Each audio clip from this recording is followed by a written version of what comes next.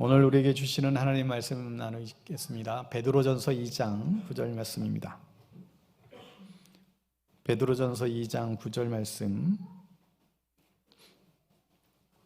신약성경 378면에 기록되어 있습니다. 베드로전서 2장 9절 말씀, 우리 찾으셨으면 자리에서 일어나셔서 우리 한 절이니까 우리 한 목소리로 같이 합독하여 하나님의 말씀 선포합니다. 시작. 그러나 너희는 택하신 족속이요 왕같은 제사장들이요 거룩한 나라요 그의 소유가 된 백성이니 이는 너희를 어두운 데서 불러내어 그의 기이한 빛에 들어가게 하신 이의 아름다운 덕을 선포하게 하려 하심이라. 아멘.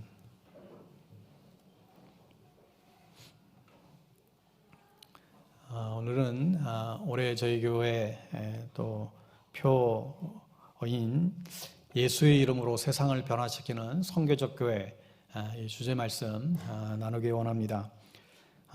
종종 말씀드리지만 우리가 신앙생활을 왜 하는가, 그리고 무엇을 위해서 하는가, 이 문제는 우리가 교회에 대한 어떠한 인식을 갖고 있느냐가 굉장히 중요하게 작용하게 됩니다. 여러분은 어떠한 교회를 꿈꾸고 계십니까? 여러분이 다니는 교회, 어떠한 교회가 되기를 원하세요? 그리고 어떠한 교회가 정말 하나님 기뻐하시는 바른 교회라고 생각이 드시나요? 단순히 교회를 내가 예수 믿고 죽어서 천당 가기 위해서, 내가 신앙생활을 통해서 마음의 위안과 평안을 찾기 위해서, 또 기독교가 강남에서는 제일 많이 인기라니까 한 가지 종교는 필요할 것 같아서 그런 마음으로 우리가 신앙생활을 한다면 예배당도 최대한 편안하게 구비를 해야 되겠고, 우리끼리의 교제도 너무 좋아야 되겠고, 가능하면 모든 것들을 다 동원해서 예배를 은혜롭게 드리도록 힘쓰는 것, 그것으로 아마 충분할 것입니다. 그러나 교회의 존재 이유가 천국 가는 것이 목적이 아니라 하나님 나라를 이 땅 가운데에 건설하는 것에 있다라고 한다면 교회가 존재하는 이유가 달라지는 것입니다. 여러분, 20세기 말부터 세상은 아주 급격하게 변화되어져 가고 있습니다. 급변하는 세상의 특징 중에 하나는 세계적으로 반기독교적인 세력들이 기독교에 대한 핍박이 거세지고 있다는 사실입니다. 대표적인 세력이 바로 과격무장 이슬람 세력들이죠. 오사마 빈 라덴이 이끄던 알카에다가 2001년도 9.11 미국 세계무역센터를 항공기를 통해서 폭파 테러를 했습니다. 이것을 시작으로 이슬람 세력의 무장 테러가 본격적화 시작이 되었고, 2010년에 들어와서는 시리아와 이라크를 중심으로 활동하는 그 이슬람의 이 IS의 이 테러가 엄청나게 진행이 되었습니다. 또한 2010년 후반부에는 이 나이지리아의 극단주의 테러 집단인 보고하람과 같은 이슬람 단체들이 기독교를 위협하고 있습니다. 그뿐 아니라 중국이나 이 러시아, 이 공산국가들도 예전에는 그렇게까지는 안 했는데 가면 갈수록 지금 기독교에 대한 핍박이 더 드세지고 있습니다. 그래서 중국의 예루살렘으로 이제 불리었던 이 원저우에서도 정부에서 인정한 이 교회가 이 삼자교회인데, 이 삼자교회조차도 교회의 십자가에 불을 태우는 그런 일들이 지금 발생하고 있습니다. 정부가 인정한 교회인데도 버젓이 교회 십자가를 태우는 일들이 계속해서 지금 일어나고 있다는 거예요. 또 하나의 두드러진 특징이 있습니다. 그것은 21세기에 들어서서 비서구권에서 서구권으로의 대규모 민족 이동이 일어나고 있다는 거예요. 아시다시피 20세기에는 서구 사람들이 비서구 지역으로 남미나 아프리카나 아시아로 계속해서 흩어지는 일들이 많았습니다. 그런데 오늘날은 21세기 들어서면서 완전히 상황이 바뀌었습니다. 이제는 비기독교의 사람들이 이제 제3세계 나라들이 서구의 기독교 나라로 이렇게 옮겨오는, 대거 이동하고 있다는 거예요. 대규모 이 난민의 사태가 대표적인 것이죠. 지난 2020년 1월 31일 영국이 미국 유럽 연합에서 탈퇴한 바가 있습니다. 우리가 그것을 블랙시트라고 흔히 우리가 얘기를 합니다. 그런데 그 이유가 뭐였어요? 이 이민자들, 이 난민들 때문이라는 거예요. 영국에 너무 많은 난민들이 이제 유입하게 되자 이제 영국 사람들이 일자리를 뺏기고 있다는 거예요. 또 자신들의 교육과 국민 건강에 많은 해를 끼치기 때문에 이제 더 이상 이제 난민을 받지 않겠다. 그들이 그렇게 결의를 맺은 것입니다. 자, 그런데 오늘날 교회는 이런 변화에 대해서 전혀 대응하지 못할 뿐만 아니라 오히려 영적으로 더욱더 무너져 가고 있는 이 사태를 맞이하고 있습니다. 교회는 더욱더 세속화되어져 가고 있고, 여러분 심지어 이제 미국의 PCUSA 미국 장로교 우리 교단과 연결되어져 있는 협력교단인데 그 교단조차도 이제는 동성애자들에게 목사 안수를 허용하는 일들이 이제는 공견연해졌습니다.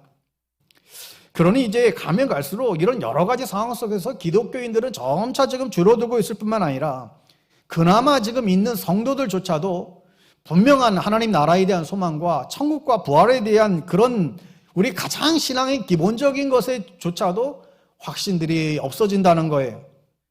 그러다 보니 급변하는 세상 속에서 교회가 혼란과 방향성을 잃어버린 채 혼동하고 헤매고 있다는 사실입니다. 바로 이러한 상황 속에서 영국의 레슬리 유비긴 선교사는 이러한 변화에 대응하기는커녕 오히려 급격하게 무너지는 이 유력 교회들, 또 북미주 교회들을 어떻게 할 것인가 고민하다가 그가 복음과 네트워크라는 책을 통해서 오늘날 이 문제를 이 교회가 어떻게 해결할 수 있는가 고민 끝에 나온 그 전제가 바로 선교적 교회, 미셔널 처치라고 하는 그런 개념입니다. 합리주의와 개인주의, 그리고 더 이상 절대 진리는 없다. 기독교만이 절대 진리라고 얘기하지 말아라. 기독교도 하나의 진리의 한 주장일 뿐이다. 이렇게 상대주의를 표방하는 이 포스트 모더니즘 이 시대 가운데에서 어떻게 교회가 어떤 방향으로 나아가야 될지 본격적으로 지적하기 시작했습니다. 여러분, 오늘날 세상이 얼마나 변질되고 지금 진리에서 멀어지고 있는지 한 가지의 영상을 통해서 여러분 예를 좀 보여드리고 싶습니다. 영상 한번 보여주실까요? 한국도 미국도 모두가 코로나로 말미암아 참 아픈 시간을 많이 가져왔습니다. 우리의 육신적인 팬데믹도 참 문제이지만 한국도 미국도 모두가 코로나로 말미암아 참 아픈 시간을 많이 가져왔습니다. 우리의 육신적인 팬데믹도 참 문제이지만 더 위험한 것이 있다면 영적인 팬데믹 현상이라 볼 수 있을 겁니다. 지금 미국은 또 한국도 마찬가지로 얼마나 많은 사람이 영적인 깊은 잠에 빠져서 영적 팬데믹 현상을 가지고 있는지 모릅니다. 미국은 청교도라는 이름은 가지고 있지만 청교도들이 정말 믿었던 하나님이란 이름이 점점 사라지고 있는 이런 시대를 맞이하고 있습니다. 지난 1월에 조 바이든 대통령이 대통령 취임할 때였습니다. 지금은 미국이 기독교 지금 문화는 가지고 있기 때문에 중요한 행사를 하게 되면 먼저 목사를 모시고 기도나 설교를 하고 행사를 하게 됩니다. 지난해 조 바이든 대통령이 취임할 때 성경 위에 서서 하기 위해서 손을 얹고 목사를 모시고 축복 기도를 받게 되죠. 그때 했던 기도의 마지막 부분 한번 보시겠습니까? We pray for divine favor upon our president, Joseph R. Biden, and our First Lady, Dr. Jill Biden, and their family. In the strong name of our collective faith,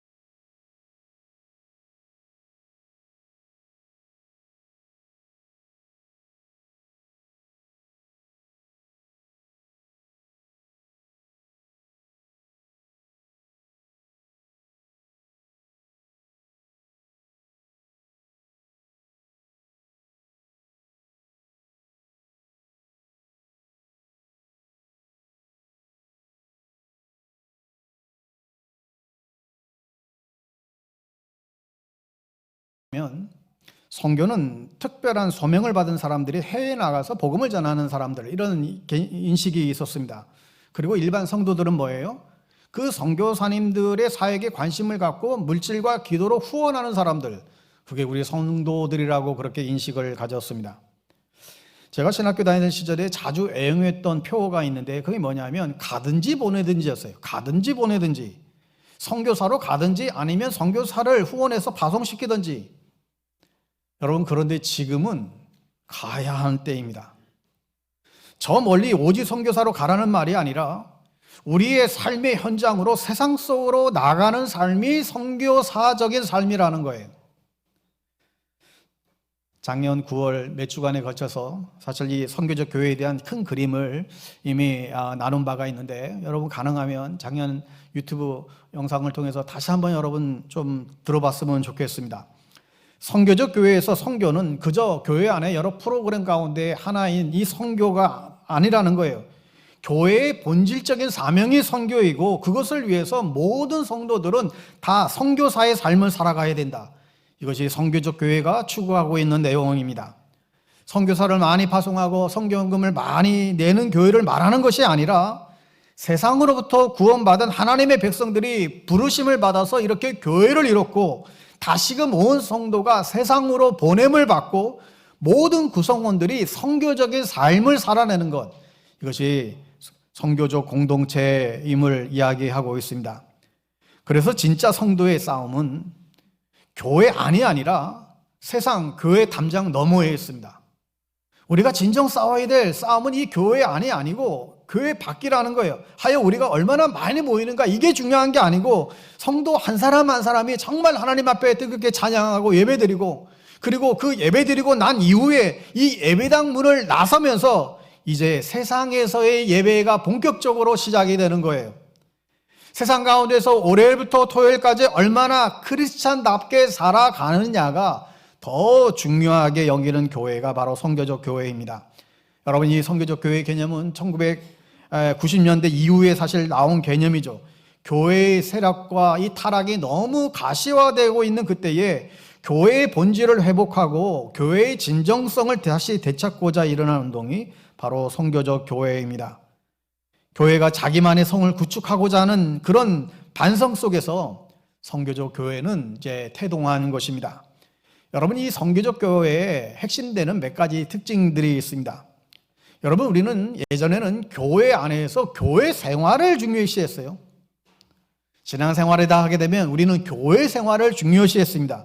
그런데 우리의 신앙생활은 교회 안이 아니라 이제는 교회 밖, 우리의 일상에서 세상 속에서 이루어져야 된다. 또 개인이 구원받는 것, 이걸 가장 중요시 여겼는데 이제는 더 넓은 시각에서 하나님의 나라를 위해서 교회가 존재한다고 보는 것입니다. 그러니 당연히 성직자보다는, 목회자보다는 성도 중심적이 될 수밖에 없죠. 기존 신자보다는 비신자 중심의 교회가 되어야 한다는 거예요. 그리고 제자도 내가 훈련받고 내 혼자 성장하고 이것이 아니라 이것이 사도성, 그 복음을 전하는 그 자리로 나아가지 않으면 아무런 의미가 없다라는 거예요. 믿음도 성장이 안 된다는 것이죠. 또 어떠한 이 프로그램 중심이 아니라 교회 본질을 추구하는 운동입니다. 여러분, 사실 교회마다 프로그램을 많이 하면 할수록 사람들이 많이 모이게 됩니다. 그 프로그램을 통해서 사람들을 끌어모으게 되죠. 그래서 1년 365일 프로그램 중심으로 교회를 돌아가는 교회들도 많이 보게 됩니다. 그런데 선교적 교회의 관심은 어떻게 세상에 더 많이 보내는가에 달려 있습니다. 그래서 이 선교적 교회의 특징은 어떻게든지 자기 교회 중심, 자기 교회 배불리는 데 목적을 두지 않고 자꾸 세상으로 파송시키는 데에 교회의 목적을 둡니다. 이기적인 성도들을 이타적인 성도들로 만드는 데에 중요한 특징이 있습니다. 그리고 우리가 배우고 이 학습하는 것도 매우 중요하지만 여러분, 우리가 그 학습을 얼마나 많은 성경 공부를 하고 지식을 익히면 그 익히는 데서 그친다면 그게 무슨 의미가 있겠어요? 그래서 많은 것을 배우는 것보다 실천적인 참여를 통해 우리가 더 성장을 추구하는 것이 이 선교적 교회입니다. 그리고 교회 안에서 우리끼리만 머물러 있는 것이 아니라 흩어지는 것이 중요하다. 사도행전 8장 4절 말씀에 보면 그 흩어진 사람들이 두루 다니며 복음의 말씀을 전할세 그렇습니다. 여러분, 교회는 모일 뿐 아니라 흩어져야 되는 거예요. 더 중요한 건 우리가 왜 모이느냐? 흩어지기 위해서 모인다는 거예요. 모이는 것이 주 목적이 아니라 잘 흩어지기 위해서 우리는 모여서 예배하고 훈련받고 그러는 것이죠. 어떤 분이 이렇게 표현한 것이 인상 깊었어요. 여러분, 새총 있잖아요. 새총. 이 새총을 가지고 어린 시절 놀았던 분들은 이제 기성세대입니다. 이 새총 있잖아요. 새총을 이제 잡아 당기지 않습니까? 교회는 마치 새총을 이렇게 잡아 당기는, 그렇게 사람들을 끌어모으는 그런 역할을 해요. 그런데 이 새총을 잡아 당기고 가만히 있으면 되겠습니까? 목표를 향해서 이걸 놔야 되잖아요. 이것을 놨을 때 이게 세상을 향해서 나아가는 것입니다. 여러분, 만약에 새총을 잡아 당기고 사람들을 모으긴 했는데 이 나가지 않고 가만 그 상태를 유지하게 되면 어떻게 되겠어요? 이게 얼마나 팔이 아플까요? 이게 나가지 않고 계속 붙들고 있으면 이 몸에 이제 병이 생기는 것이죠. 교회가 아픈 것입니다. 여러분, 예루살렘 교회가 초대교회에 엄청 많이 사람들이 몰려들었는데 사람들이 모이고 나서는 흩어지지 않는 거예요. 그러니 하나님은 그 교회에 핍박을 줘서 교회를 흩어버리십니다. 스데반의 순교 이후로 교회는 핍박이 거세지면서 다 흩어지게 됩니다. 그러니까 하나님의 꿈은 그 예루살렘 그 교회에 집중된 것이 아니라 온 열방과 땅끝까지 이르러 흩어지는 데에 하나님의 커다란 그림이 있다는 것을 알 수 있지요. 여러분, 왜 교회가 아프고 진통이 있습니까? 교회를 흩으시고자 하는 주님의 숨겨진 의도가 있다는 거예요. 그래서 제도권 교회 속에 고착되는 것이 아니라 세상 속에서 어떻게 역동적으로 교회가 살아날 것인가에 대해서 우리가 고민하는 것이 선교적 운동의 관심입니다. 레슬리 유비긴 선교사는 선교적 교회에 대해서 세 가지로 크게 이야기하고 있는데, 첫째는 구성원 모두가 세상에 그리스도를 나타내도록 부름받은 선교사들로 이루어졌다. 그 중에는 우리가 후원하는 선교사님처럼 정말로 특별한 부르심이 있다면 타 문화권에 가서 선교하는 선교사님들이 계신 것이고, 그러한 특별한 부르심이 없다라고 한다면 자신이 살아가는 우리의 삶의 현장, 가정과 직장에서 그리스도의 사랑을 나타내며 살아가는 일상의 선교사인 것이죠. 그렇기 때문에 이런 선교적 교회론의 입장에서 보면 그 교회가 얼마나 선교적인가, 얼마나 선교를 잘하나 있냐는 것은 그 교회가 얼마나 선교사를 많이 파송했느냐, 그 교회가 얼마나 선교헌금을 많이 있느냐, 이게 기준이 될 수 없다라는 것입니다. 여러분, 보통 큰 교회 같으면 한 교회마다 한 20명 넘게는요 100명까지 단독 선교사를 파송하는 교회까지 봤어요. 여러분, 선교사 단독으로 한 교회에서 파송하려면 최소 약정해야 되는 것이 150만 원이에요. 한 선교사에게 최소한도로 단독해서 보내는데 150만 원 이상의 교회가 후원을 해야만 이제 단독 후원이 됩니다. 여러분, 그 대단한 것이죠. 한 교회가 20가정, 100가정을 그렇게 150만 원 이상씩 매달 그렇게 후원을 한다고 생각해 보십시오. 여러분, 그런데 설령 100가정의 선교사 가정을 후원하고 있어도 그 교회의 구성원 한 분 한 분이 선교사적인 삶을 살지 않으면 그 교회는 진짜 선교적 교회가 아니라는 것입니다. 모든 성도들이 우리 주변의 사람들에게 늘 다가가고 또 땅끝까지 이르기까지 나아가 예수를 전하고 그 일에 힘쓰고 수고하고 애쓸 때, 그때 진짜 건강한 교회이고 미셔널 처치가 이루어지게 됩니다. 선교를 강조하거나 많이 하자는 것을 넘어서서 선교가 그 교회의 DNA가 되는 거예요. 교회 모든 체질이 선교적이 되는 것입니다. 이것이 큰 교회, 작은 교회 구별이 없습니다. 그런 의미에서 이제 선교적 교회로는 말로 전하는 복음, 예수님이 우리를 위해서 죽으셨습니다. 예수님이 우리를 위해서 다시금 부활하셨습니다. 예수님이 다시금 이 땅 가운데 재림하실 것입니다. 이 말로 이 게리그마 복음을 전하는 그것으로, 여러분, 이 복음도 굉장히 중요하지만 이제는 말로 전하는 이 복음 너머에 우리의 삶으로 전하는 복음에 더 초점을 둬야 된다는 거예요. 복음을 듣기만 하는 것이 아니라 눈으로 보여주라는 것입니다. 그리스도의 사랑을 나타내는 그 모습을 통해서 그들로 하여금 예수님에 대해서 듣는 것이 아니라 이제는 예수 그리스도를 여러분의 삶을 통해서 보여주라는 거예요. 우리의 삶을 통하여 예수를 보여주라는 것입니다. 예수 믿으면 저 김 권사님처럼 되는구나. 예수를 잘 믿으면 저 박 권사님처럼 되는구나. 이렇게 예수를 남에게 보여줄 수 있어야 된다는 거예요. 다시 말하면 선교적 교회는 우리의 선교적인 삶의 초점이 모아져 있습니다. 각자의 일상이 선교적이고 그 각자의 삶 속에서 은사를 통해 이웃을 섬기고 인격적인 관계 안에서 복음을 전하는 삶에 초점을 두고 있습니다. 또한 선교적 교회는 이제 복음을 전하는 대상도 확장되어져 있다는 것이죠. 여러분, 지금 이 순간에도 전 세계에 미전도 종족들이 지금 많이 있습니다. 우리 교회가 더 선교사님을 파송하고 후원하는 일에 우리도 더 힘써야 되겠지만, 여러분, 그러나 이것보다도 여러분 더 중요한 것은, 어쩌면 지금 시대에 더 중요한 건, 지금 저 멀리 있는 선교사님들 후원하는 것 더 중요하지만, 지금 우리 대한민국에 이미 우리나라에 이미 들어와 있는 많은 여러 나라 사람들을 그들에게 다가가고 섬기는 일도 너무나 중요한 시대가 되었습니다. 지금 한국에 들어와 있는 외국인들이 얼마나 많은지 모르겠어요. 요즘에 여러분이 대학 캠퍼스에 가보면 정말 이제 공기반 소리반 하듯이 반은 한국인, 반은 외국인들, 그 정도로 지금 외국인들이 많이 들어와 있습니다. 한국에도 무슬림들이 모여 사는 곳이 있고, 파키스탄 사람들이 집단적으로 모여 사는 그런 마을도 생겼고, 이제 이렇게 우리나라에 들어온 외국인들, 이 객들을 그냥 내버려둬서는 안 된다는 거예요. 이제는 그들을 찾아가고, 여러분, 선교지로 나아가는 것 이상만큼 우리 주변에 와 있는 여러 민족의 사람들을 찾아가 섬기는 일들이 우리에게는 너무나 중요한 일로 다가오게 됐습니다. 그런 의미에서 헨드릭 크리머는 이런 말을 했어요. 현대적 교회는 평신도들의 수동적이고 관망적인 태도를 바꿔 놓아야 된다. 무슨 얘기일까요? 현대적 교회는 평신도들의 수동적이고 관망적인 태도를 바꿔 놓아야 된다.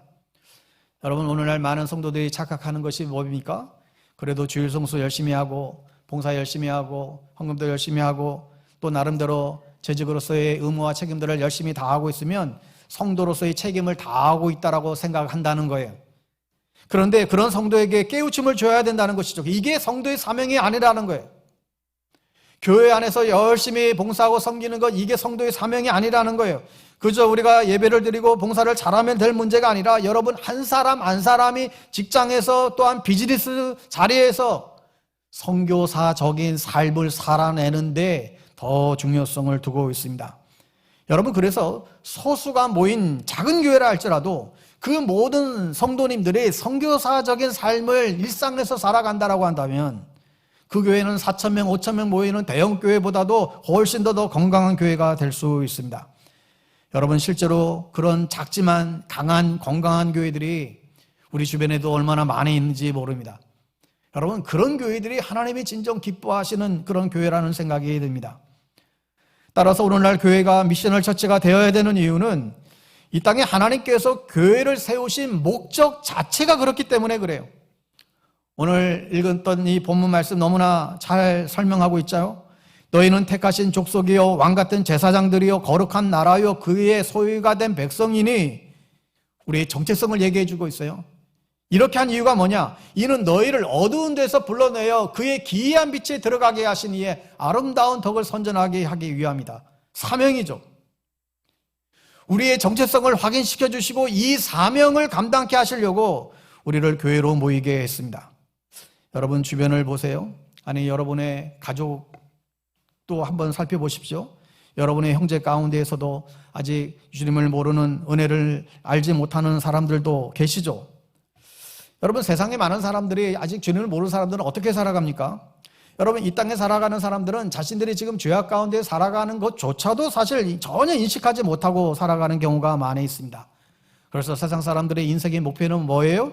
그저 열심히 우리 잘 살아서, 열심히 잘 살면 성공할 것이라는 그런 환상 가운데 저마다 열심을 내고 살아가는 것이죠. 그런데 안타까운 것은 이 세상 사람들은 행복을 추구하고 행복한 것 같지만 결코 행복을 누리지는 못합니다. 왜 그럴까요?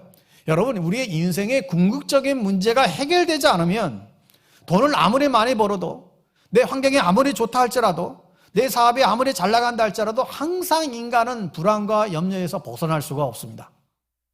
이게 죄악 속에 살아가는 인간의 모습인 것이죠.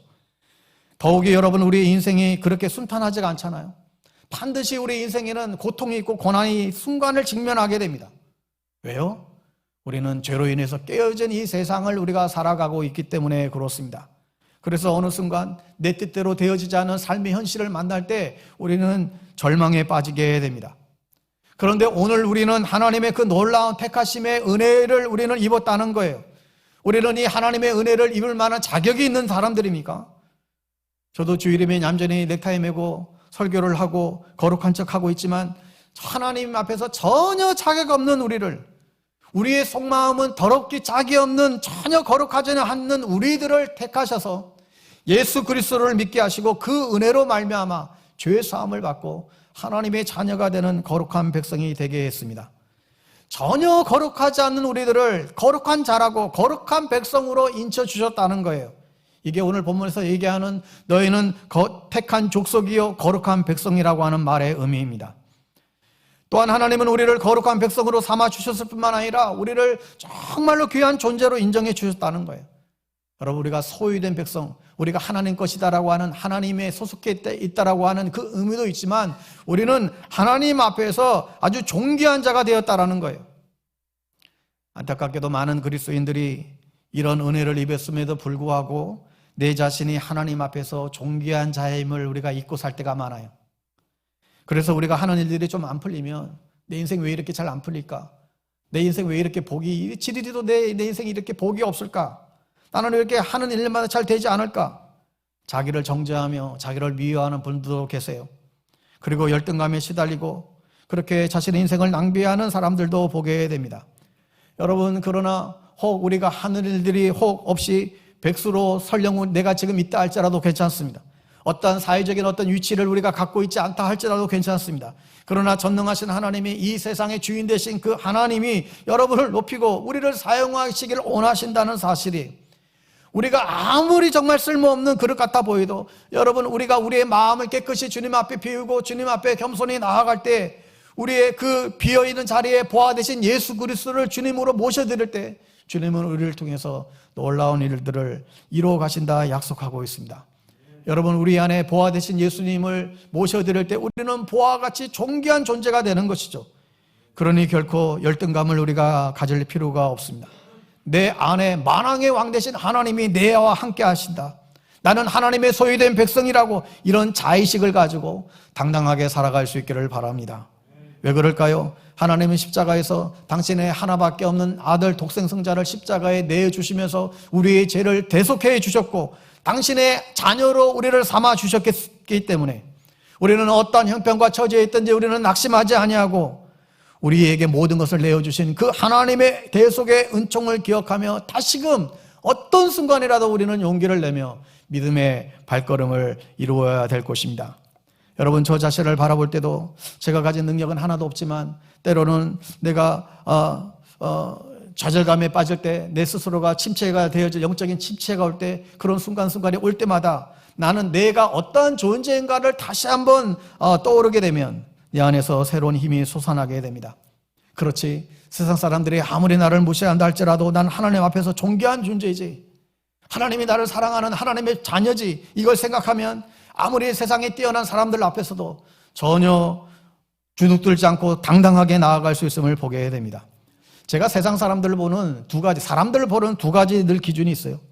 누구를 만나지 간에, 그 사람이 사회적인 평판이 어떻든지 간에, 사회적인 위치가 어떻든지 간에 저 사람이 예수 믿는 사람인가 아닌가. 첫 번째 이걸 봅니다. 저분이 예수를 믿는 사람인가 아닌가. 두 번째는 저 사람이 예수를 믿는 사람이라고 한다면 정말로 거듭난 그리스도인인가, 아니면 명목상의 그리스도인인가. 이 두 가지 질문을 통해서 저는 모든 사람들을 평가하게 되는 것 같습니다. 예수의 생명 없는 사람들은 아무리 훌륭한 위치에 있어도 세상에서 가장 소중한 주님을 놓친 인생이기 때문에 영적으로는 가장 불쌍한 인생이고 구원받아야 될 존재죠. 그리고 교회는 다니지만 거듭남이 없는 성도는 다시 태어나야 되는 그런 존재이고, 혹은 어린아이 신앙에 머문 사람이라고 한다면 그 믿음이 자라서 정상적인 그리스도인이 되어야 될 사람들인 것임을 볼 수 있습니다. 그런데 하나님이 우리에게 소유된 백성의 축복을 주신 이유가 어디에 있습니까? 여러분, 우리를 하나님의 택한 백성으로, 당신의 소유된 백성으로 우리를 삼은 이유가 어디 있어요? 우리를 제사장으로 삼기 위함에 있다라는 거예요. 여러분, 오늘 본문에 왕 같은 제사장이요라는 말입니다. 왕처럼 명령하고 교만 떨라는 얘기가 아니라 왕처럼 당당하게 살 때 제사장으로 살라는 거예요. 여러분, 구약시대의 제사장의 역할이 무엇입니까? 이스라엘 백성들이 하나님 앞에 나아갈 수 있도록 그 은혜와 축복의 통로의 그 다리 역할을 하는 게 제사장의 역할이에요. 따라서 오늘날 여러분 한 분 한 분이 제사장이 되었다라고 하는 말은 구약시대의 제사장처럼 우리도 세상 사람들이 하나님 앞에 나아가 축복을 받을 수 있도록 우리가 그러한 통로로 쓰임 받아야 된다는 말씀이죠. 그게 9절 말씀이죠. 너희를 어두운 데에서 불러내어 그의 기이한 빛에 들어가게 하신 이의 아름다운 덕을 선포하게 하려 하십니다. 이게 우리 교회의 목적이고 우리 성도들의 삶의 인생의 목적이 되어야 한다는 것입니다. 리스 앤더슨 교수가 이런 얘기를 했어요. 그리스도인들과 교회가 비신자들의 마음을 얻으려면 일단 그들에게 가야 한다. 다시 말해 우리는 복음 전도의 출발점을 바꿔야 된다. 우리가 있는 곳이 아니라 그들이 있는 곳에서 시작해야 된다. 여러분, 더욱이 오늘날 불신자와 비신자들이 많아지고 있는 이 시대에는 오라고 하는 시대가 아니라는 거예요. 옛날에는 와보라 그랬잖아요. 여러분, 이제는 오라고 하는 시대가 아니라 이제는 가야 하는 시대입니다. 그래서 교회는 성도님들을 계속해서 세상으로 보내야 되는 책임이 있어요. 교회의 승패는 얼마나 많은 재정과 얼마나 좋은 훌륭한 건물을 소유하는 데 있지 않고 이 복음의 씨앗을 가진 사람들을 이 세상 가운데 어떻게 널리 퍼뜨리게 할 것인가, 이게 교회의 교회됨이 있습니다. 어떻게 하면 교회의 본질을 가지고 말씀을 가지고 세상 가운데서 살아내는 그런 성도들을 배출할 것인가, 이게 교회의 본질인 것입니다. 하여 이상훈 교수는 교회의 최우선적인 과제는 양적 성장이 아닌 전략이나 프로그램이 아닌 예수님의 말씀과 삶을 따르는 성도들을 세상에 보내는 것이다. 교회의 최우선 과제가 뭐라고요? 예수님의 말씀대로 살아가는 성도들을 세상 가운데 보내는 게 교회의 최우선적인 과제라는 거예요. 저희 교회도 주중에 프로그램이 거의 없습니다.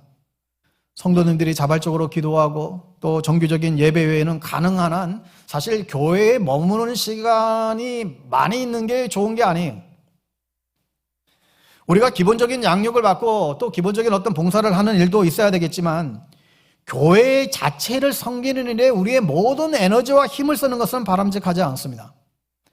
몇 차례 언급드렸지만 제가 청년사역 할 때에 청년사역 마치고 나서 가장 후회한 게 그동안에 청년들을 리더들을 양육한다고 애를 썼는데 돌아보니 교회에 필요한 일꾼들을 세우는 일에 힘썼지 세상에서 직장에서 가정에서 어떻게 살아야 되는지에 대해서는 좀 무관심했던 그런 모습을 반성하게 되었습니다. 그저 교회 일 열심히 하면 좋은 믿음의 사람이라고 그렇게 인정해버린 거예요. 근데 이게 뭐가 문제예요? 우리가 진짜 싸워야 될 연장은 이 교회 안이 아니라 그 터전은 세상이기 때문에 그렇습니다. 생명의 말씀을 가지고 실제로 세상 속에서 살아내는 성도들을 세상으로 보내는 것이 교회이어야 됩니다. 여러분, 오늘날 이 시대는 탈기독교화 시대입니다. 기하급수적으로 그리스도인들이 적어지고 있는 그런 시대에 살아가고 있습니다. 이 말은 뭐예요? 이제는 더 이상 와보라는 시대가 아니에요. 이제는 가야 돼요. 이제는 누군가를 전도하려면 이제는 세상으로 우리는 들어갈 수밖에 없는 시대에 와 있습니다.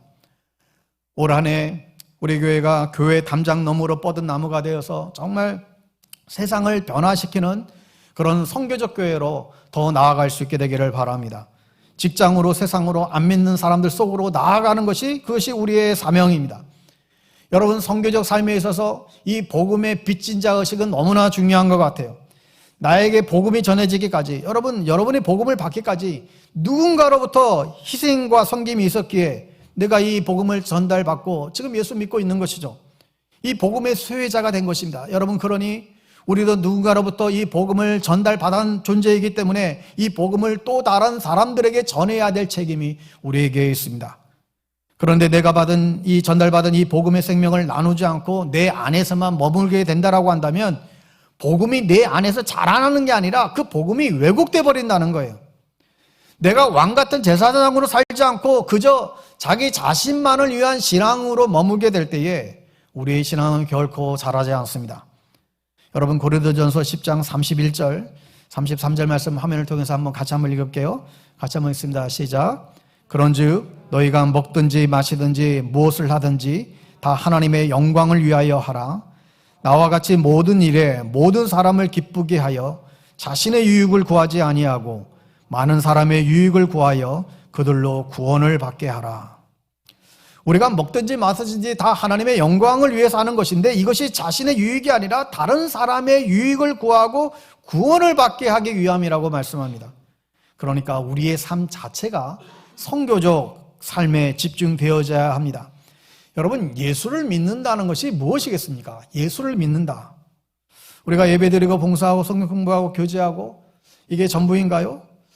여러분, 그렇다고 뭔가 이제 부족함을 느끼지 않습니까? 여러분, 우리가 신앙생활하면서 어떤 공허함에 빠지는 이유가 뭘까요? 열심히 신앙생활 한다고 하는데 내가 공허함에 빠져요? 가장 중요한 것이 빠졌기 때문에 그래요. 그게 바로 이 선교적 삶이에요.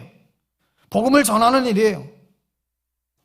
그런데 이것이 없이 단지 나의 구원과 나의 생명만을 위해서 살다 보니까 이 공허함이 이르게 됩니다. 정말 이게 신앙의 전부인가? 전부가 결코 아닌 것이죠. 저는 개인적으로 이 교회에 청빙받고 올 때 이런 생각을 가지고 왔습니다. 전통적인 교회에 대한 사실 저 개인적인 회의감이 있었는데 그래서 개척을 하게 되었는데 사실 전혀 알지 못했던 방배동 교회를 알게 소개받게 되었습니다. 전통 교회를 기피했던 저로서는 이 교회에 마음을 둘 수가 없었지만 나의 의지와 생각과는 전혀 달리 강권적으로 이 교회에 청빙을 받게 되었습니다.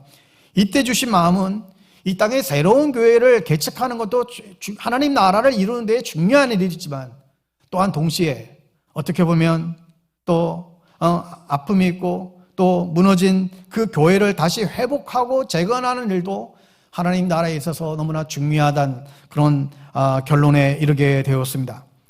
그러니 제가 이 교회에 오게 된 것은 저 자신을 위한 게 아닙니다. 하나님의 강권적인 부르심 따라서 이 교회를 정말 하나님이 기뻐하시는 교회를 세워가는데 그 목적이 있습니다.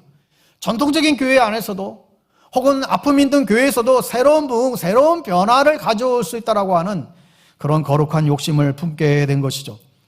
여러분들도 이제 신앙생활을 함에 있어서 정말 참된 복음 앞에 참된 그리스도인으로 살고자 이 교회를 다니는 것 아니겠어요? 여러분, 이것을 분명히 하셔야 됩니다. 내가 교회를 다니는 것이 정말 바른 복음 안에서 참된 그리스도인의 다운 삶을 살기 위하여 우리는 이 교회를 다녀야 됩니다. 그게 아니라 우리는 사람들의 인정을 받고 사람들의 박수를 기대하면서 우리에게 그렇게 폼잡는 신앙생활을 한다고 한다면 그것은 결코 하나님이 원하시지 않는 모습입니다. 정말 말씀대로 사는 인생을 살기 위해서 정말 복음에 합당한 삶을 살아가기 위해서 세상 속에서 선한 영향력을 미치는 진짜 그리스도인 된 삶을 살아가기 위해서 우리는 오늘 이곳에 모여 있습니다. 여러분의 지금 위치는 어디에 있으신가요? 그래서 여러분의 삶의 포커스가 이 미셔널 처치, 미셔널 라이프, 선교적 교회, 선교적 삶에 맞추어져 있어야 됩니다. 선교적 교회는 온 성도가 세상으로 보냄을 받아 구속적인 삶을 살며 하나님의 선교에 동참하는 신앙 공동체입니다. 우리가 무슨 직업을 종사하든 우리가 어떤 직장에 다니든 어떤 일을 거기에 상관없이 우리의 궁극적인 목표는 세상 가운데에 흩어져서 하나님 앞에서 책임 있게 우리가 살아가야 되고 세상의 빛과 소금의 사명을 감당하는 데에 우리의 삶의 이유가 있습니다. 그저 선교사 많이 파송하고 구제 많이 하는 그런 교회가 선교적 교회가 아니라 우리의 일상에서 선교적 삶을 살아내는 성도들이 많은 교회가 선교적 교회라는 거예요. 그런데 이런 선교적 교회가 되기 위해서는 교회가 해야 될 마땅한 일들이 있습니다. 그게 예배의 사명이고 성도들 간의 그런 교제의 사명이고 거룩한 제자를 세워가는 그런 교육의 사명이 있죠. 또한 은사를 가지고 세상을 섬기는 봉사의 사명이 있고 또 복음을 전하는 선교의 사명이 있습니다. 그러니까 교회에 모든 교회마다 공통적인 사명이 있어요. 예배, 교육, 봉사, 친교, 선교. 이 5가지의 이 목적을 사명을 다 가지고 있습니다. 여러분, 그런데 하나님께서는 이런 사명을 구체적으로 이뤄갈 수 있도록 각 교회마다 비전을 주셨다는 거예요. 모든 교회마다 사명은 같아요. 그러나 교회마다 저마다 주신 비전을 다 주셨다는 것입니다. 먼저 선교의 이유가 온 열방이 하나님을 예배하는 자로 세우는 데 있습니다. 여러분, 이를 위해서 선교지뿐만 아니라 이미 이 땅 가운데 있는 이방인들에게 복음을 전하는 일에 우리는 또한 관심을 기울여야 된다고 그랬습니다. 지금 한국에 2021년 기준 순수 한국 무슬림이 6만 명이래요. 외국인 이슬람까지 합치면 26만 명이 이상이 지금 한국에 지금 들어와 있습니다. 이런 나그네와 객들에게 복음을 전할 수 있는 그 기회를 놓쳐서는 안 된다 지적합니다. 두 번째, 교회제의 사명과 관련된 비전은 건강한 이 소그룹의 활성화예요. 예배를 통해서 우리가 하나님과의 관계가 잘 성립이 되어도 성도들과의 이 관계가 건강하지 않으면 여러분 그 신앙에 문제가 생기게 됩니다. 우리는 서로의 관계 가운데에서 신앙을 검증하고 훈련을 받아야 됩니다. 여러분, 그러니 셀 모임 안에서 여러분 보면 셀 모임 안에도 정말 성숙하지 못한 사람들이 있잖아요. 셀 모임 안에서도 정말 내 마음에 들지 않는 그런 분들도 계실 수 있죠. 그런데 왜 이런 일이 일어납니까? 내 신앙 수준도 다르고 나랑 어떤 가치관도 다르고 여러 가지 모양이 다 다르지만, 그래서 만날 때마다 서로 부딪힘이 있지만 서로 부딪힌 가운데서 이해하고 품어주고 받아주면서 우리의 신앙적인 성숙이 자라나게 된다는 거예요. 여러분, 결코 주일 예배 메시지만을 듣고서 우리의 신앙은 자라나지 않습니다. 신앙은 관계를 통해서 성장하기 마련입니다. 셀모임 안에서 때로는 속상하고 내 말이 안 들릴 때 참 얄미워 죽겠고 나랑 안 맞는 사람들과 부딪히고 하면서 그 가운데 우리의 신앙은 자라나게 되고 성숙하게 됩니다. 여러분, 셀모임 안에서 그러한 일들이 일어나게 될 때 비로소 세상에 나아가 세상에 있는 영혼을 향해서도 우리가 힘쓸 수 있게 됩니다. 세 번째는 교육과 관련된 비전이죠. 여러분, 말씀드린 것처럼 세상에 그리스도를 나타내는 이 성교적 교회가 되려면 성도 한 사람 한 사람이 성숙해져야 됩니다. 여러분, 그런데 우리가 성숙하지 않잖아요. 여러분, 우리가 성숙해지는 방법은 오직 하나님의 말씀과 기도밖에 없습니다.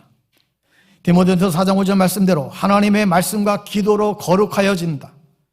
여러분, 죄송하지만 여러분 신앙생활에 오시면서 20년 30년 신앙생활에 오셨지만 예배는 기계적으로 드려왔지만 그 외의 시간에는 정말 하나님 앞에 정말 주기적으로 말씀을 묵상하고 하나님 앞에 기도하고 골방을 찾지 않는 분들도 얼마나 많은지 모릅니다.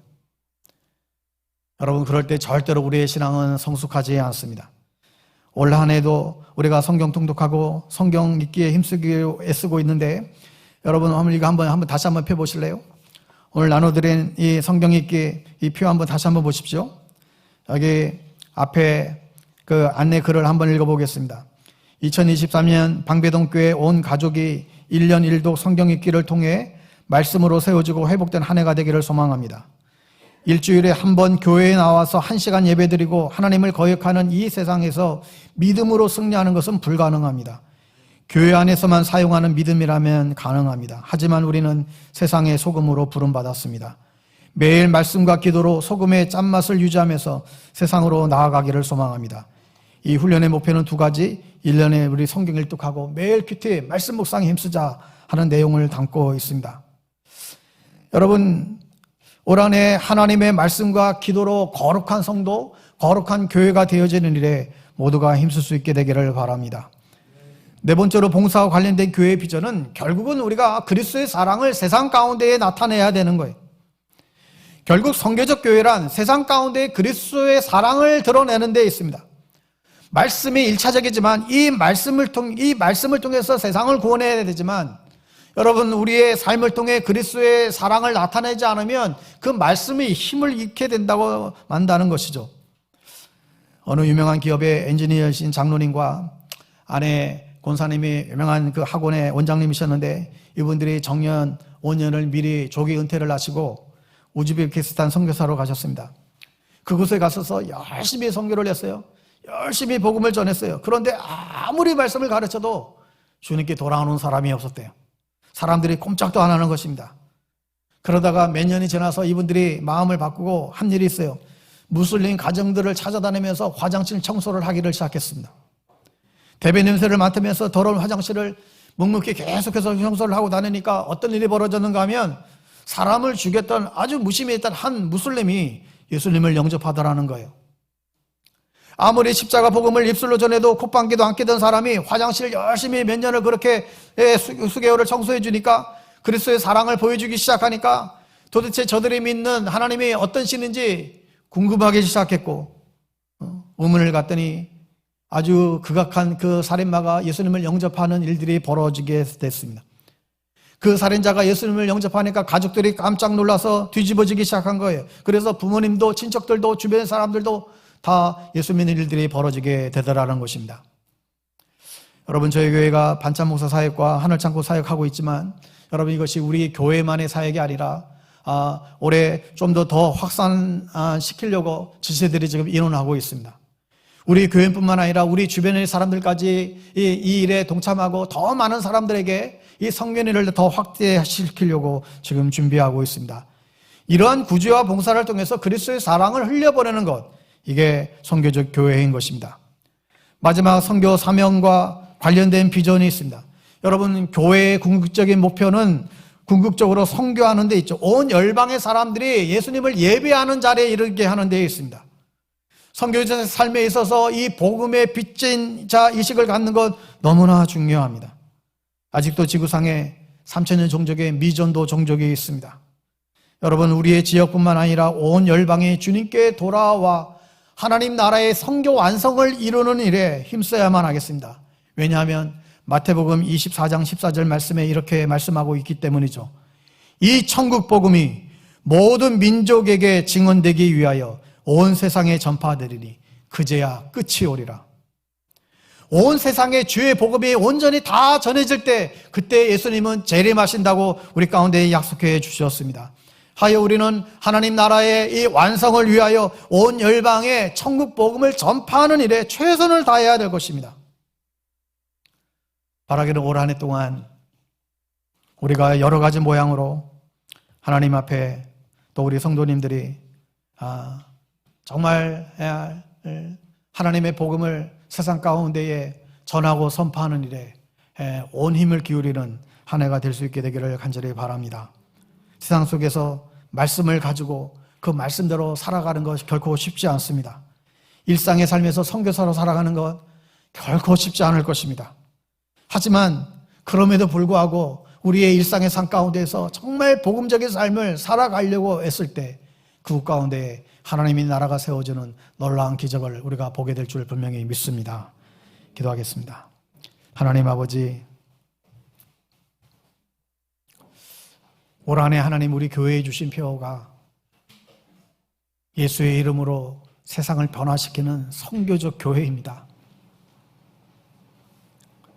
교회에 주신 사명이 얼마나 큰지 모르겠습니다. 하나님, 단순히 하나님 우리 자신만을 위한 우리의 신앙의 삶에서 이제는 세상으로 파송되어지고 세상을 구원하고 세상을 섬기고 세상을 건지는, 세상을 변화시키는 그런 선교적 교회를 이루는 일에 하나님 우리 교회가 온전히 쓰임받을 수 있도록 은혜를 더하여 주시옵소서. 예수님의 이름으로 기도드리옵나이다. 아멘.